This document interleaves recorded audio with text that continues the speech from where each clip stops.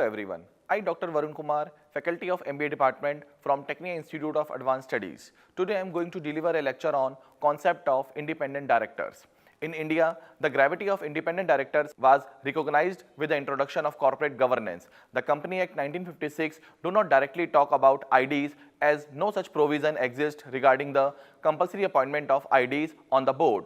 One of the sections of the Act 2013 is section 149, which also deals with the appointment and qualification of independent directors on the board of the company and their importance in good corporate governance in the company. However, the same section has not been implemented till date and will come into force as may be notified in the Gazette.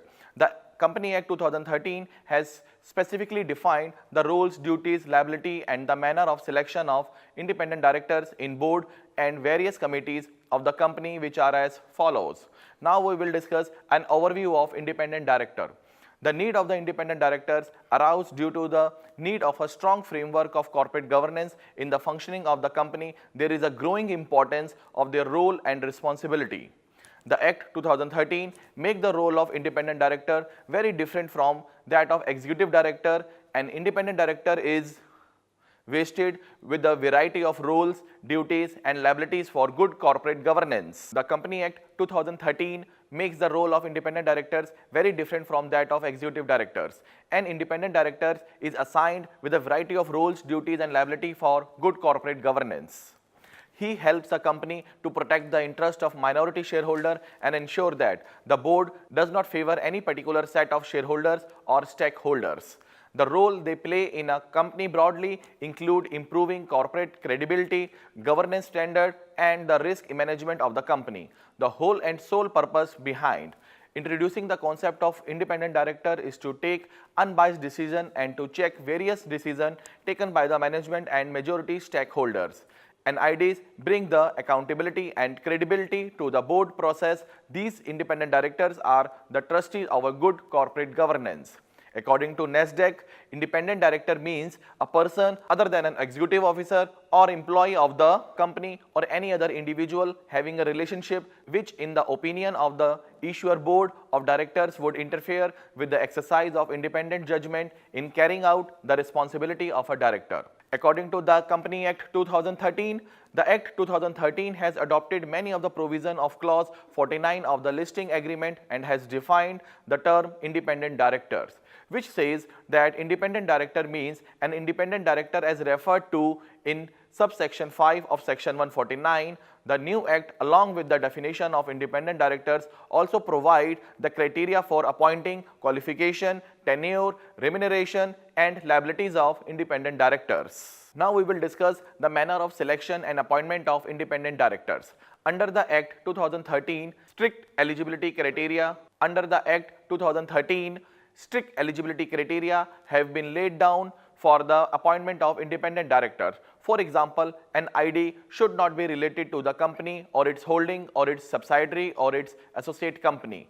He himself or his relative should not have or had any monetary relationship or contract with the company or its holding or its subsidiary company during the current financial year.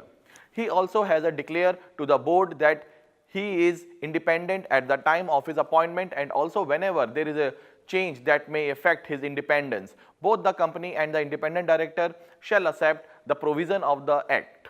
Also, the appointment of independent director shall be approved at the meeting of the shareholder and the explanatory statement attached to the notice of the meeting for approving the appointment of an ID shall include a statement that in the opinion of the board, the independent director proposed to be appointed fulfill the conditions specified in the Act 2013 and the rules and the proposed director is independent of the management.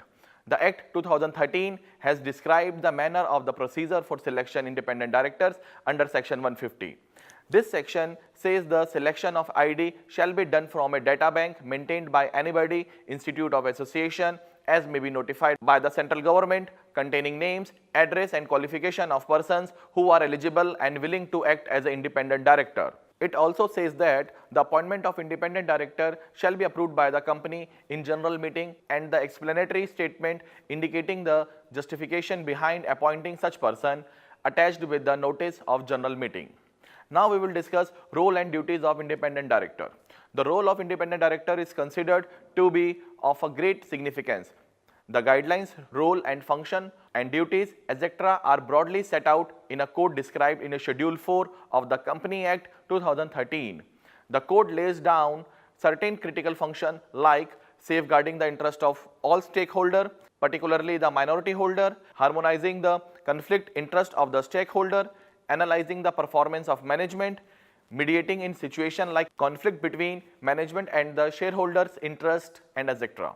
The code also lays down certain important duties like keeping themselves updated about the company and the external environment in which it operates, not disclosing important and confidential information of the company unless approved by the board or required by law, actively participating in committees of the board in which they are chairperson or member, keeping themselves updated and undertaking appropriate induction and refreshing their knowledge, skills and familiarity with the company, regularly attend the general meeting of the company, etc. Now we will discuss the concept of meetings and committee. The Company Act 2013 require all the independent directors to meet at least once in a year. The meeting must be convened without the presence of the non-independent directors and members of the management. An independent director would also evaluate the performance of the chairperson of the company. Also, the Company Act 2013 require an independent director to review the performance of the non-independent directors and the board as a whole of the company. These measures would immensely aid in ensuring the smooth and proper functioning of the board of directors of a company. According to Company Act, has also emphasized on the appointment of independent director as a member or as a chairperson in various committees. For instance, in the audit committee, which shall comprise of minimum 3 directors, independent directors should form a majority. In the same way, the nomination and remuneration committee, which shall consist of 3 or more non-executive directors, independent directors should not be less than half of the total number of members. For the stakeholder committee, the board of directors of the company, which consists of more than 1,000 shareholders, debenture holders, deposit holder and any other security holder at any time during a financial year, shall constitute a stakeholder relationship committee consisting of a chairperson who shall be a non-executive director and such other members as may be decided by the board. Now we will discuss the liability of an independent director. According to the Company Act 2013, has sought to be balance the wide nature of the obligations, functions and duties imposed on an independent director. The Act restrict and limit the liabilities of independent director to the matter which are directly relatable to them. Section 149 limits the liability of independent director only in respect of act of omission or commission by company which had occurred with his knowledge, attribute through board processes and with his consent or convenience, or where he had not acted diligently. Nominee director, despite not being considered as independent under the new definition, would nevertheless be eligible be immunity as long as they are non-executive. At the end, we will discuss conclusion. What are the conclusion? The new concept of having independent director is a welcome step for corporate governance in India. The Company Act 2013 has conferred greater empowerment upon independent directors to ensure that the management and affairs of a company is being run fairly and smoothly. But at the same time, greater accountability has also been placed upon them. The Act 2013 empower the independent director to have defined say in the management of a company, which would thereby immensely strengthen the corporate governance. However, it is also important to keep in mind that good corporate governance is not just the outcome of appropriate selection and effective functioning of IDs.